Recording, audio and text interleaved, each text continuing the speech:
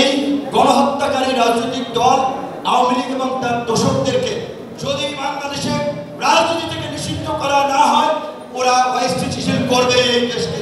কাজে পরিষ্কারভাবে জার্মানিতে, ইটালিতে যেভাবে ফ্যাসিস্টরা নিষিদ্ধ হয়েছিল, অন্তর্বর্তীকালীন সরকারকে আমরা অনুরোধ জানাবো অনতিবিলম্বে ছাত্রলীগ যুবলীগকে সন্ত্রাসী সংগঠন হিসেবে স্বরাষ্ট্র মন্ত্রণালয় থেকে প্রজ্ঞাপন দিয়ে আওয়ামী লীগের রাজনীতি আপনারা নিষিদ্ধ করবেন।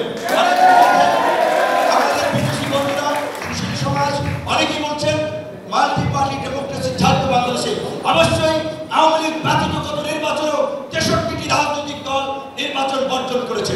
আমি বিএনপি করি না, আমরা গণতন্ত্রের স্বার্থে আমরা একসাথে আন্দোলন করেছিলাম, রাষ্ট্র গঠনে এখন একসাথে কাজ করছি।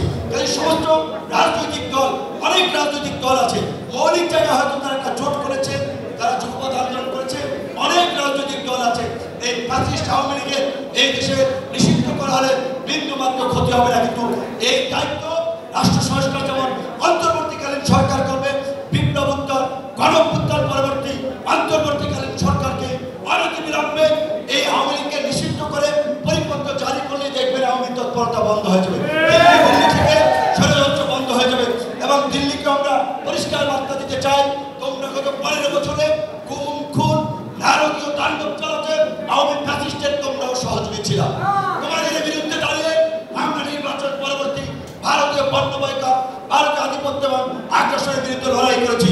কাজে তোমরা যদি এই দেশকে আবার নতুন করে স্থিতিশীল করার চেষ্টা করো, আওয়ামী লীগের পুনর্বাসন করার চেষ্টা করো, তোমাদের সাথে সম্পর্ক ভালো হবে না।